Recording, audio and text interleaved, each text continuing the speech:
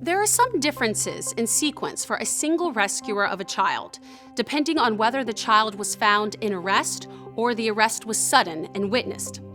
If you do not witness the arrest and you're alone and have no mobile phone, you should shout for help, but perform 5 cycles of CPR before you leave the child to activate the emergency response system and get a nearby AED. Then, return to the child to perform CPR and use the AED.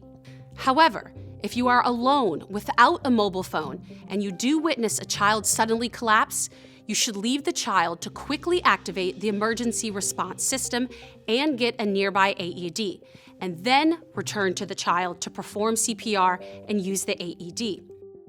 Of course, when there are multiple rescuers, the first rescuer should remain with the child to begin CPR, while other rescuers activate the emergency response system and retrieve the AED.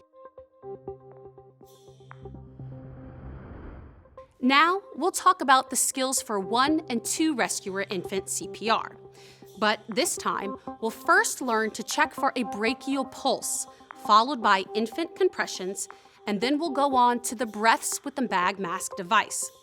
Finally, we'll combine those for practicing 2 rescuer infant CPR. To check an infant's brachial pulse, first place 2 or 3 fingers on the inside of the upper arm, between the elbow and shoulder. Then, when attempting to feel the pulse, press the index and middle fingers gently on the inside of the upper arm for at least 5 seconds and no more than 10 seconds. If there is no pulse, or if the heart rate in an infant or child is less than 60 beats per minute, with signs of poor perfusion despite adequate oxygenation and ventilation, begin compressions with the ventilation.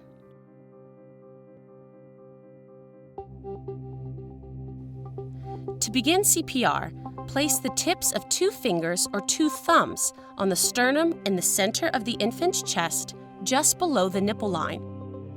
Be careful not to press on the bottom of the sternum. With your hands in the correct position, push hard and fast to a depth of at least 1/3 the depth of the chest, or approximately 1.5 inches or 4 centimeters. And the rate needs to be 100 to 120 compressions per minute. After each compression, allow the chest to recoil completely. We'll pause here and practice.